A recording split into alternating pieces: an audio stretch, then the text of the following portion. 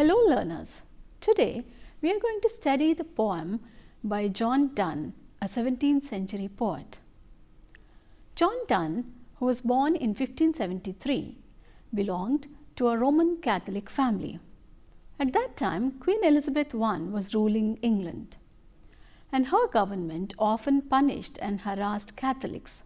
John Donne, though he was very brilliant and was educated at Oxford and Cambridge, however, could not earn his graduate degree because there was a law that banned Catholics from graduating.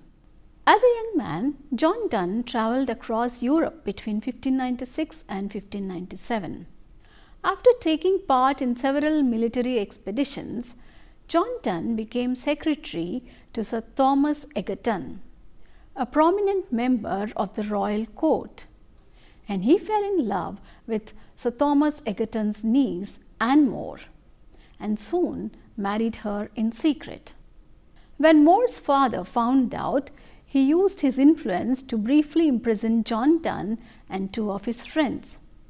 Therefore, there is the statement that John Donne met Anne Donne and were undone. After Donne's release from prison, he reunited with his bride and settled on a land owned by More's cousin in Surrey. Initially, the couple struggled financially until 1609, when Donne's father-in-law reconciled and gave John Donne his wife's dowry. With the growth of Donne's family, he was prompted to seek favours from the king. In 1610 and 1611, he wrote two anti-Catholic polemics. King James then was pleased with John Donne's work, and in 1621, the king appointed Donne to be the Dean of St. Paul's Cathedral in London. Here, he often preached to the citizens of London from an outdoor pulpit. And sometimes the king also attended John Donne's preaching.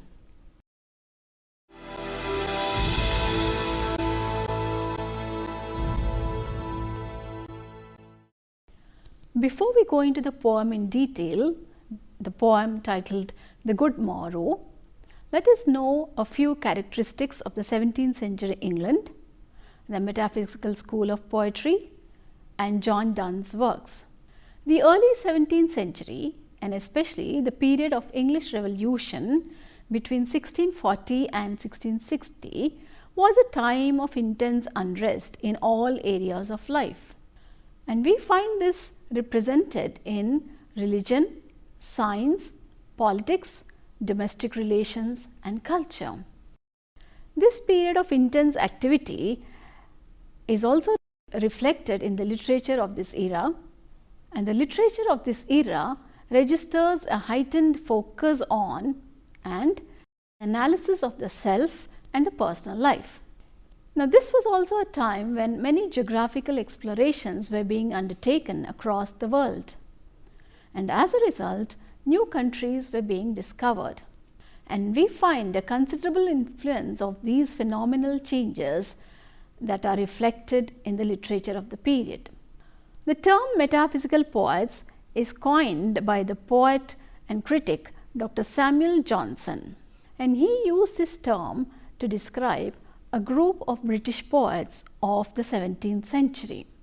Now, the metaphysical poets and their work was characterized by the inventive use of conceits and by the speculation about topics such as love or religion.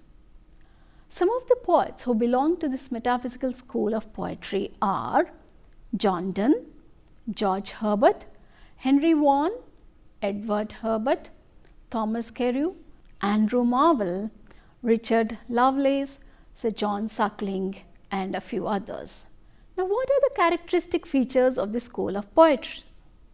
Metaphysical poets are known for what is often called as metaphysical wit and conceit.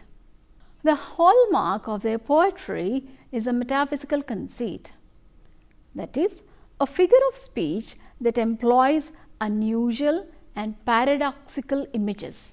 And these poets rely on intellectual wit, They represent and use learned imagery, and they use subtle argument in their poetry.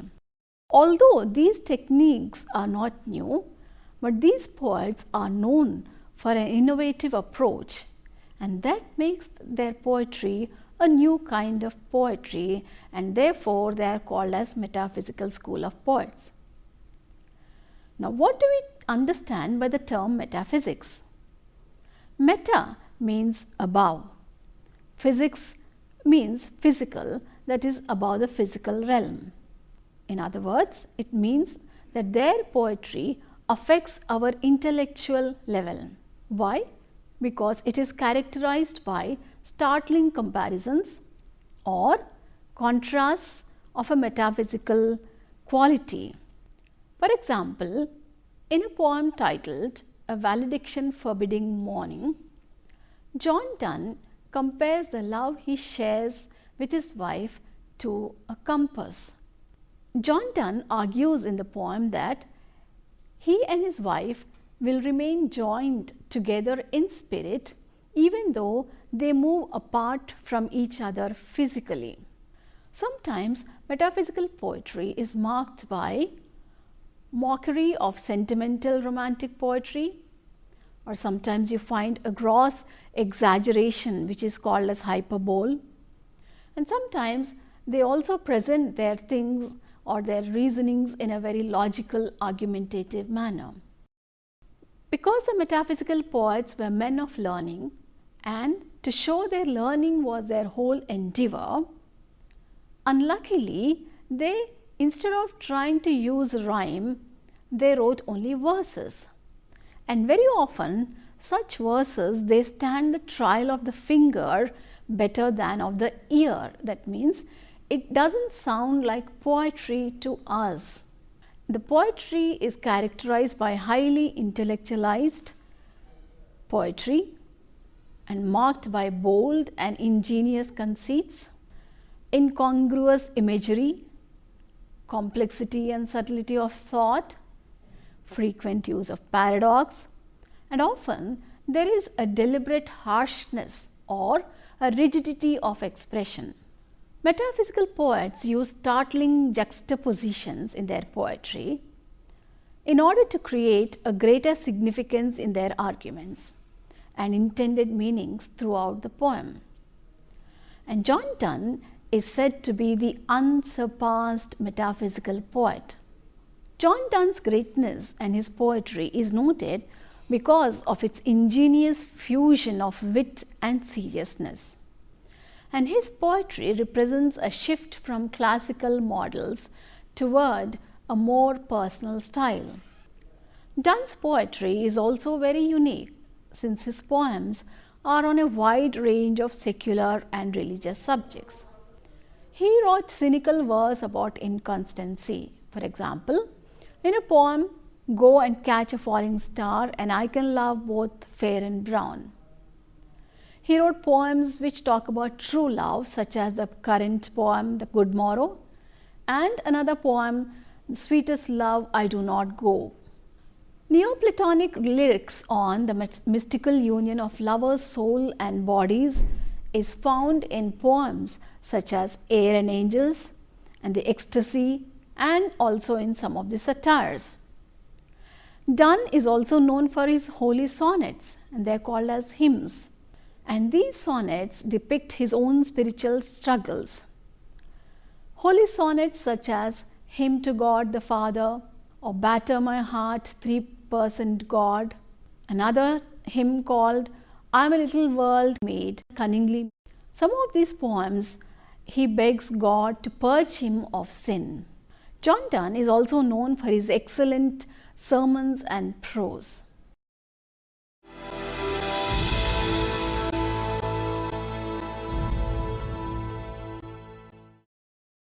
At the beginning of the poem, the poet wonders how the couple before their marriage used to spend their lives, that is, before they met each other. Now, after they are married, with his beloved in arms, the poet realizes that their lives before meeting each other were very, very empty. He considers that phase of their lives in which they didn't meet each other to be as meaningless as the one spent in slumber by 7 sleepers of Ephesus in the den. These 7 sleepers of Ephesus, they were trying to escape the wrath of the tyrant Emperor Decius. So he thinks that being without his beloved before meeting her, those years were as insignificant as those years which the 7 sleepers had spent sleeping. It means that simply those years bear absolutely no importance in his life anymore. Now, what is this reference to the 7 sleepers? According to the story, during the persecution of Christians in 250 century, under the Roman emperor called Decius, 7 Christian soldiers concealed themselves near the native city of Ephesus in a cave. They were trying to escape punishment for their Christian faith, and they hid themselves in this cave. The entry of the cave was later sealed. There, because they protected themselves from being forced to worship pagan idols, and this entry was sealed, they fell into a miraculous sleep for 7 years. But during the reign of Eastern Roman Emperor Theodosius II, the cave was reopened and the sleepers awoke. Now, to come back to the poem, the poet feels that the days when he was yet to discover true love were like those years of emptiness. And now he makes up for those empty years by indulging in other pleasures of life. But now, after meeting his beloved, he understood meaning of love. So, he considers those earlier pleasures, those simple pleasures which he took delight in before meeting his beloved, those pleasures were very artificial and childish and also silly. Now, it seems to the poet that it was like those times when a child is weaned from a mother's feeding. During those days, he considers and compares himself to a child who was being weaned on these materialistic pleasures of the world, because true love was absent from his life. He compares and he imagines that true love is like mother's milk to the child. The poet thinks that during those days, all objects of beauty that he came across were nothing but his beloved's reflection. To the poet, his beloved is like a beautiful dream which has turned into reality.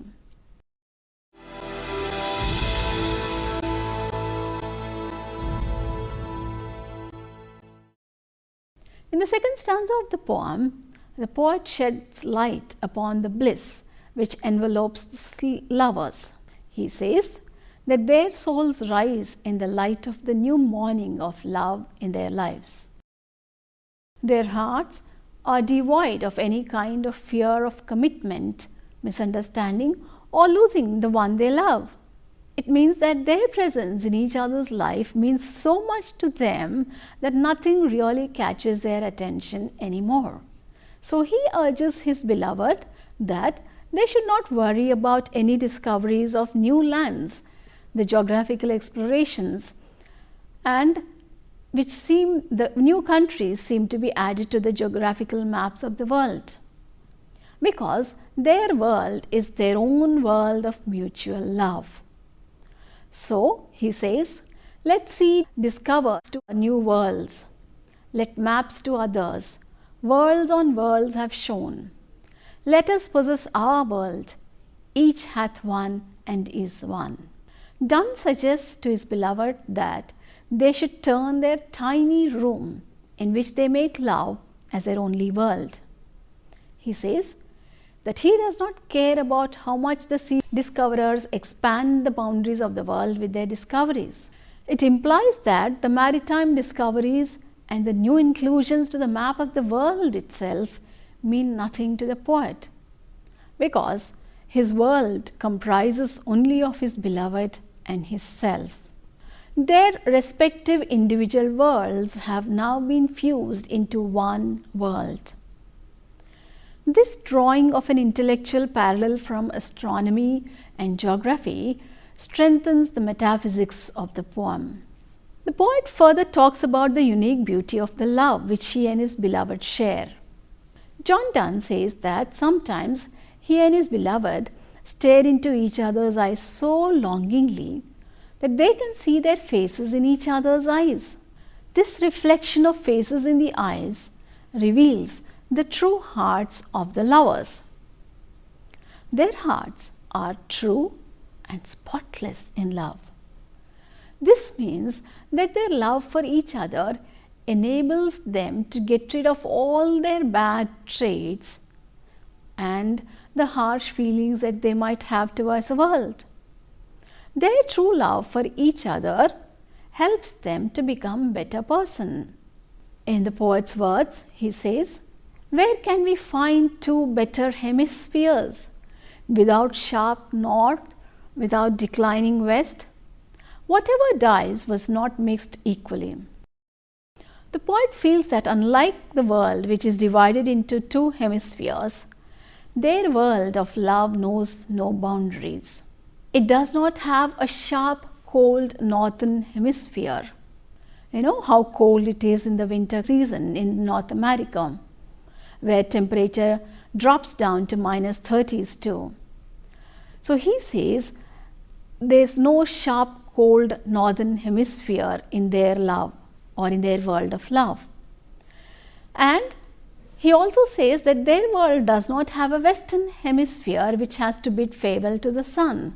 So it means that there is sunlight, there is brightness, there is joy, and there is forever light and love in their lives, in their world. By drawing to this reference to the geography again, the poet tries to give us an insight into the unparalleled bliss of their world of love, where it is always warm and sunny. The chill north of the polar region and the declining west of sunset are an evocation of winter and nightfall. Winter and nightfall in literature are often symbolic of human mortality, where everything eventually dies down. Hastily, the poet negates the possibility of death. So it appears that the poet has stumbled on to a topic that is too frightening for him to deal with. The topic of the mutability of human life and love. It is transient, both life and love. And so he concludes the poem in a verbal game. He refers to the scientific ideas held by the ancient Greeks, where they used chemistry and science like alchemy and alloy. He believes that their love, which is pure and unalloyed, remains perfect, and therefore it cannot change. Because it cannot change, it is everlasting. Since their love is everlasting, it is pure, so it will also not die. Death, for Donne, was the ultimate threat to personal identity. We find him inventing similar verbal strategies in other poems also, because he wants to challenge the power of death.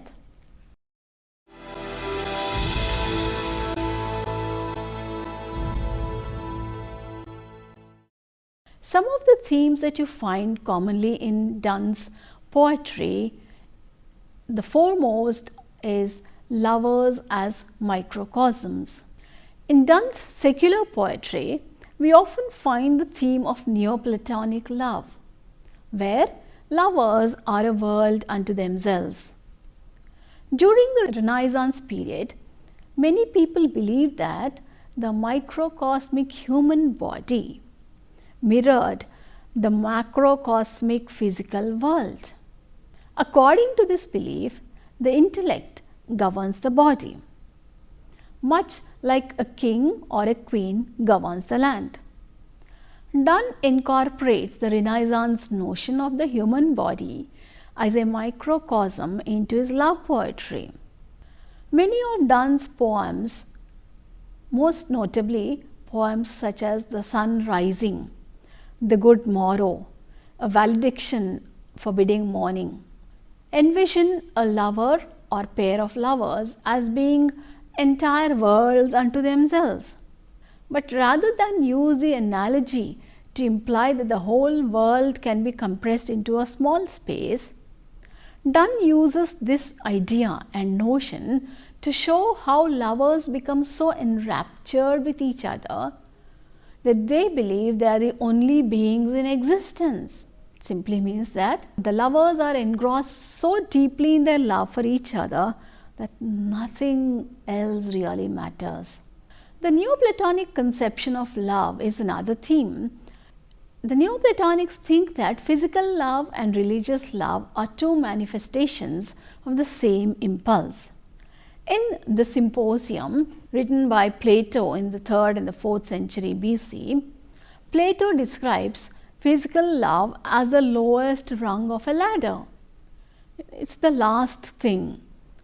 According to the Platonic formulation or his theory, we are attracted first to a single beautiful person, then to beautiful people in general, then comes attraction to beautiful minds, then to beautiful ideas, and ultimately we get attracted to beauty itself, the highest rung of the ladder. Centuries later, Christian Neoplatonists adapted this idea so that the progression of love culminates in a love of God or culminates in spiritual beauty. Donne also draws on this Neoplatonic idea of love, especially in his religious poetry, which idealizes the Christian love for God. However, the Neoplatonic conception of love appears a little different and a little twisted in Donne's love poetry, because in many of his love poems, Donne asserts the superiority of the speaker's love. He says that their love to each other is much more superior than the quotidian, ordinary love, by presenting the speaker's love as a manifestation of purer and Neoplatonic feeling. In this poem also, we find the poet affirming that their love for each other is pure and unselfish like God's love for humanity.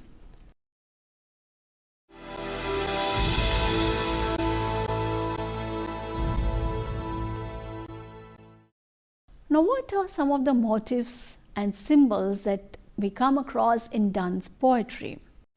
Donne's fascination with spheres, and this fascination rests partly on the perfection of these shapes and partly on the near infinite associations that one can draw from these spheres. Like other metaphysical poets, Donne also uses conceits to extend analogies and to make thematic connections between otherwise dissimilar objects. For instance, in The Good Morrow, the speaker, through brilliant metaphorical leaps, he uses the motive of spheres to move from a description of the world to a description of the globes, to a description of his beloved's eyes, and then to a description of their perfect love. Rather than simply praise his beloved, the speaker compares her to a faultless shape, the sphere, which contains neither corners nor edges. The comparison to a sphere also emphasizes the way in which his beloved's face has become the world, as far as the speaker is concerned. In a valediction of weeping, the speaker uses a spherical shape of tears to draw out associations with pregnancy, globes, the world, and the moon. As the speaker cries in this poem valediction, each tear contains a miniature reflection of the beloved. Yet another instance in which the sphere demonstrates the idealized personality and physicality of the person that is being addressed by the persona of the poem. Another motif is the motif of discovery and conquest. Particularly in John Donne's love poetry, voyages of discovery and conquest illustrate the mystery and magnificence of the speaker's love affairs. European explorers began arriving in the Americas in the 15th century, and when they were returning to England and their continent, they were returning with previously unimagined treasures and stories. They had so many stories to tell. By John Donne's lifetime, colonies had been already established in North America and South America, and the riches that flowed back to England from these colonies, it had a dramatic transformation on the English society, that is, the society in England. In the Good Morrow and the Sun Rising, the speaker expresses indifference towards all these recent voyages of discovery and conquest. And so he tells in Good Morrow that they would prefer to seek adventure in their own beds with their beloveds, rather than be concerned with the new voyages and the discovery of new lands. This comparison demonstrates the way in which the beloved's body and personality becomes or proves endlessly fascinating to a person in love.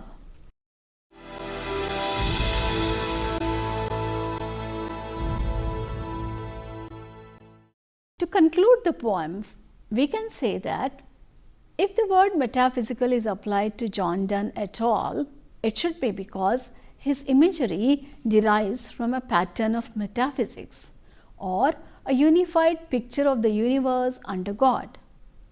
In this case, the image of the compasses is not a truly metaphysical conceit, since it has no transcendent or spiritual dimension. It might be argued that Donne's truly metaphysical vision is to be found in his forceful affirmations of essential permanence, as seen in the Good Morrow, when he says that their love is too pure to be destroyed. John Donne is constantly in search of something, an unchanging something that has the power to resist all the powers of destructive nothing. The theme of love in Donne's poetry is developed around two different strands. These include the sexual or covetous nature and the spiritual and the holy nature. Some of his poems are a celebration of love, and they seem to offer us an understanding of love which is not available elsewhere. His love poetry reaches back into sensations and metaphors which have been common among all lovers of all ages. But through his poetry, John Donne awakens in us a clarity and freshness of vision that is otherwise blurred. In other words, we can say that a known and a familiar experience becomes translucent and it illumines our inner flame of experience. And so we can say that just like we find in Shakespeare's poetry, John Donne's poetry also comes alive to us in a new and dramatic way. I hope you really enjoyed being with us for this poem, The Good Morrow. See you in the next session. Thank you.